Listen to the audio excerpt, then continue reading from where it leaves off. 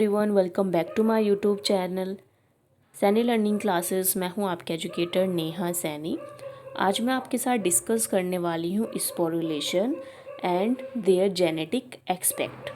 इसमें हम स्पोरुलेशन के बारे में पढ़ेंगे, उसकी स्टेजेस के बारे में पढ़ेंगे और लास्ट में हम पढ़ेंगे कि इसके अंदर कौन कौन से जीन्स और एंजाइम्स इन्वॉल्व होते हैं। So, sporulation is an example of cellular differentiation, and many genetically directly changes in the cell occur during the conversion from vegetative growth to sporulation. Sporulation example है किसका? सेलुलर डिफ्रेंसिएशन का, जिसके अंदर बहुत सारे genetically changes होते हैं जब एक सेल कन्वर्ट होती है वेजिटेटिव ग्रोथ सेल से स्पोरुलेशन की तरफ। The structure change occur in the sporulating cells of Bacillus are shown in the figure. ठीक है, यहाँ पे देखोगे आप, यहाँ पे क्या दिखाया गया आपको? स्ट्रक्चरल चेंजेस दिखाए गए हैं जिसमें वेजिटेटिव सेल जो है वो स्पोरुलेशन स्टेज के अंदर कन्वर्ट हो रही है। तो आपको पता होगा कि एंडोस्पोर फॉर्मिंग बैक्टीरिया जो होते हैं, जैसे कि बैसिलस हो गया, क्लोस्ट्रीडियम हो गया, उनके अंदर क्या होता है? स्पोरुलेशन का फॉर्मेशन होता है। तो यहाँ पे हम जो लाइफ साइकिल पढ़ रहे हैं वो किसके अंदर पढ़ रहे हैं? बैसिलस के अंदर पढ़ रहे हैं।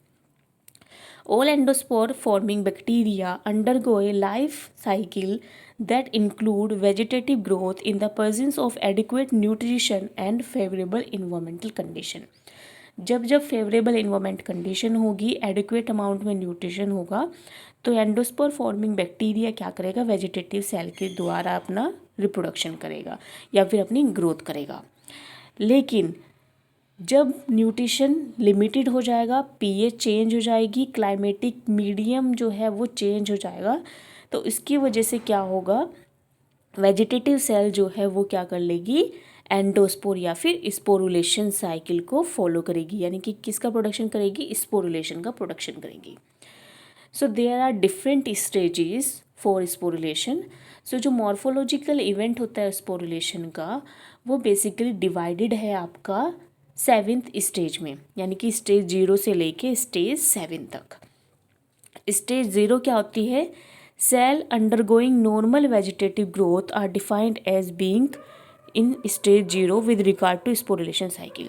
यानी कि ये जो नॉर्मल साइकिल चल रही है, ये क्या है? वेजिटेटिव साइकिल है।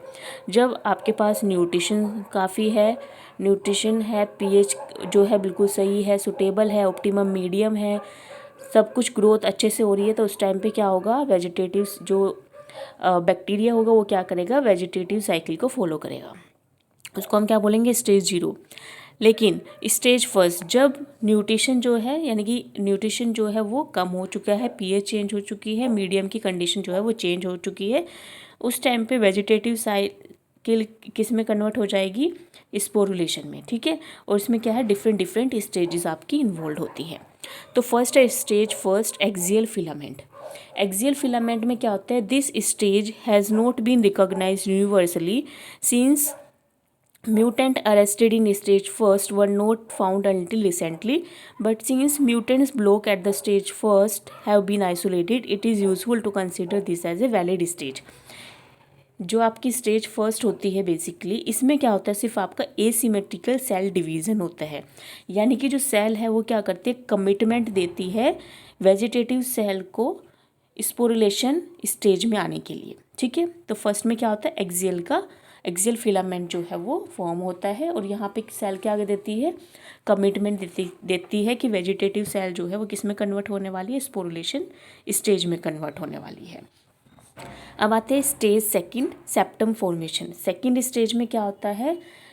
ये फर्स्ट साइन होता है स्पोरुलेशन फॉर्मेशन का, और इसमें एसिमेट्रिकली साइटेड डिवीज़न होता है, यानी कि सेप्टम का फॉर्मेशन हो जाता है, और इसमें 2 डिस्टिंक्ट सेल आपकी बनती है, मदर सेल और प्रीस्पोर। क्या बनता है? यहाँ पे सेप्टम का फॉर्मेशन हो जाता है, प्रीस्पोर और मदर सेल बनती है। ठीक है, यहीं पे इसमें यानी कि जो आपकी स्टेज सेकंड है उसमें क्या? सेप्टम का फॉर्मेशन होता है। इसी के साथ साथ आपको वहाँ पर कुछ तरह के बेसिकली जीन्स दिख रहे होंगे। सी स्मॉल में है ये CITC क्या है? ये आइसोसिट्रेट डिहाइड्रोजिनेज है। ये क्या है? CITC क्या है? यह जीन है, और इसका मेन फंक्शन क्या है? आइसोसिट्रेट डिहाइड्रोजिनेज, यानी कि जो एंजाइम है आइसोसिट्रेट डिहाइड्रोजिनेज उसका यहाँ पे रोल है, वो क्या करता है, यहाँ पर सेप्टम का फॉर्मेशन कर देता है। ठीक है, फिर उसके बाद इसमें और भी तरह के जीन्स आपके इन्वॉल्व है, स्पो ओ ए, spo O K, spo O H, spo second G, spo second A, इन सभी जीन्स के आप यहाँ पर क्या करेंगे, फंक्शंस को पढ़ेंगे। ठीक है, जैसे आपका सिट सी क्या है, आइसोसिटेट डिहाइड्रोजिनेस, इसका फंक्शन है स्पो ओ ए, ओ के, ओ एच, इनका बेसिकली क्या है, रिस्पॉन्स करना रेगुलेटर को।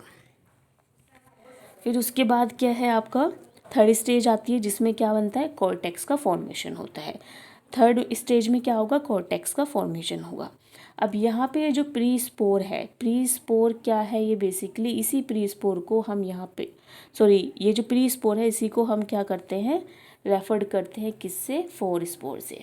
ठीक है, the prespore is engulf by the mother cell to form a protoplasm. यानी कि अब ये क्या करेंगे, जो प्री स्पोर है इसको क्या कर देगी, मदर सेल क्या कर लेगी, एंगल्फ कर लेगी और क्या फॉर्म करेगी, प्रोटोप्लास्ट फॉर्म करेगी।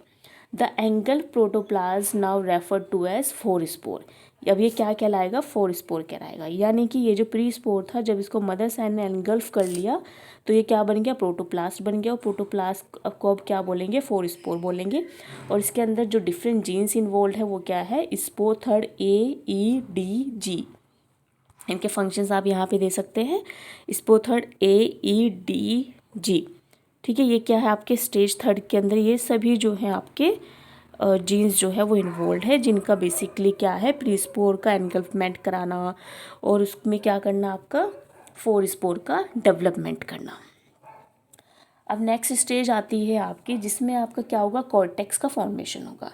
ठीक है, अब यहाँ पे क्या होगा, कॉर्टेक्स का फॉर्मेशन होता है बेसिकली आफ्टर फोर स्पोर एंगल्फमेंट। जब फोर स्पोर एंगल्फ हो जाता है, एक डेंस नैरो बैंड जो है पेप्टिडोग्लाइकेन का, वो क्या है, बनने लगता है। ठीक है, the cortex layer is formed between the inner and outer membrane of four spore.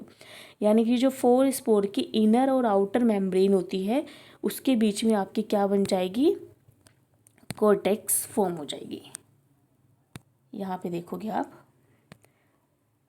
ये देखो यहाँ पे क्या है, जो इनर और आउटर लेयर के बीच में आपकी क्या बन गई है, इनर और आउटर लेयर के बीच में आपकी क्या बन गई है, कोर्टेक्स बन गई है। क्या बन गई है, कोर्टेक्स बन गई है। ठीक है, तो इनर और आउटर लेयर मेम्ब्रेन जो है फोर स्पोर की, उसके बीच में जो लेयर बनती है उसको हम क्या बोलते हैं, कोर्टेक्स बोलते हैं।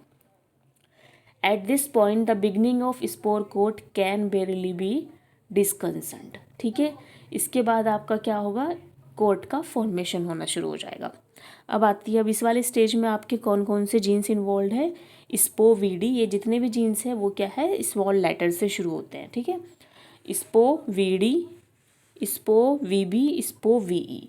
अब इन सब के काम क्या है, इन सब का काम क्या है आपका बेसिकली स्ट्रक्चर जीन्स का, स्ट्रक्चर क्या है, स्ट्रक्चर जीन्स है जो क्या कर रहे हैं, यहाँ पर कोर्टेक्स का फॉर्मेशन कर रहे हैं। ठीक है, नेक्स्ट स्टेज आती है आपकी स्टेज फोर्थ, जिसमें क्या हो रहा है, कोट का फॉर्मेशन हो रहा है।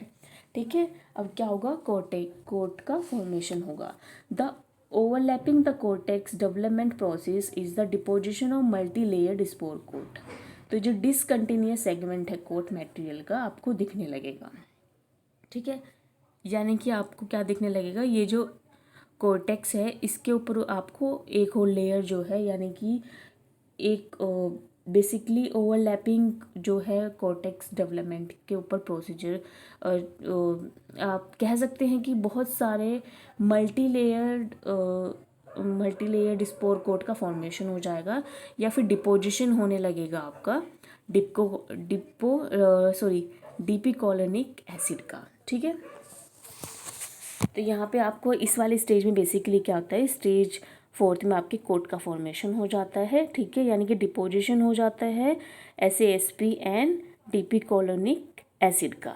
ठीक है, ये क्या है, डिपिकोलोनिक एसिड। SASP क्या होते हैं, आपके small acid soluble spore proteins होते हैं।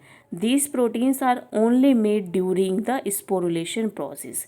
ये जो आपके बेसिकली प्रोटीन्स हैं वो कब फॉर्म होते हैं, सिर्फ और सिर्फ आपके स्पोरुलेशन प्रोसेस के दौरान ही फॉर्म होते हैं। इनका काम क्या है, SASP bind tightly to DNA in the core, यानी कि टाइटली बाइंड करना DNA को कोर के अंदर और प्रोटेक्ट करना इसको potential damage from ultraviolet radiation से प्रोटेक्ट करना, डेसिकेशन से प्रोटेक्ट करना और ड्राई हीट से प्रोटेक्ट करना। ठीक है, फिर उसके बाद आपका क्या है, ये जो कोट का प्रोसेस है यानी कि कोट का फॉर्मेशन का जो प्रोसेस है ये क्या है, कॉन्टिन्यूस प्रोसेस होता है। नेक्स्ट आती है आपकी स्टेज 6 एंड 7। 6 एंड 7 में क्या होता है आपका, बेसिकली 6 वाली स्टेज में आपका मैचुरेशन होता है, 7th वाली स्टेज में आपकी सेल लाइसिस होती है। ठीक है, तो इसके अंदर जो आपका प्रोटीन इसके अंदर जो आपका जीन इन्वॉल्व है वो क्या है, GERE। कौन सा जीन है, GERE। ये GERE क्या करता है, जर्मिनेशन करवाता है। यहाँ पे आप देख रहे होंगे ये जो अलग अलग जीन्स थे इनका काम क्या है, कोट का सिंथेसिस करना, और GERE का काम क्या है, जर्मिनेशन करवाना। ठीक है, यहाँ पे किसका जर्मिनेशन होगा, फ्री एंडोस्पोर का जर्मिनेशन होगा। उसके बाद क्या हो जाएगा, आपका फ्री एंडोस्पोर फॉर्म हो जाएगा, और यही फ्री एंडोस्पोर को जब फेवरेबल कंडीशन मिलेगी तो ये क्या कर लेगा, वेजिटेटिव साइकिल को फॉलो करने लगेगा। यानी कि जब इन्वायरमेंटल कंडीशन सूटेबल हो जाएगी तो ये जो फ्री एंडोस्पोर है वो किस में कन्वर्ट हो जाएगा, ये स्पोरुलेशन स्टेज किस में कन्वर्ट हो जाएगी, वेजिटेटिव साइकिल में। ठीक है, और फिर से जो बैक्टीरिया है वो वेजिटेटिव साइकिल के थ्रू ग्रो करने लगेगा। सो बेसिकली हमने क्या पढ़ा कि जब भी न्यूटन लिमिटेड या फिर इन्वायरमेंट की जो मीडिया की कंडीशन है वो चेंज होती है तो वेजिटेटिव सेल क्या करती है, स्पोरुलेशन का यानी कि एंडोस्पोर का फॉर्मेशन करती है, जिसके अंदर आपकी 7 डिफरेंट स्टेजेस होती हैं। तो पहले स्टेज में क्या होता है, कमिटमेंट होता है सेल का कि जो सेल है वो एसिमेट्रिकल सेल डिवीज़न करके स्पोरुलेशन करने वाली है। उसके बाद उसके बाद सेकंड स्टेप आता है आपके, सेकंड स्टेज आती है जिसके अंदर प्री स्पोर फॉर्मेशन होता है यानी कि सेप्टम का फॉर्मेशन होता है। फिर थर्ड स्टेज आती है जिसमें 4 स्पोर बनता है।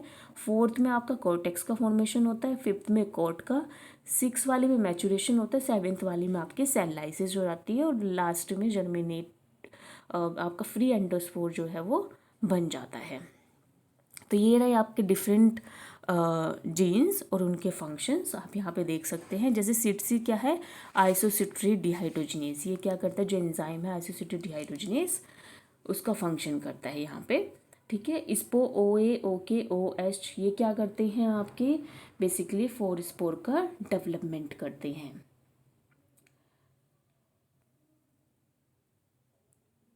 बेसिकली यहाँ पे ये क्या कर रहे हैं, आपका सेप्टम का डेवलपमेंट कर रहे हैं। ठीक है, so that's all for today. I hope आज की वीडियो आपको पसंद आई होगी।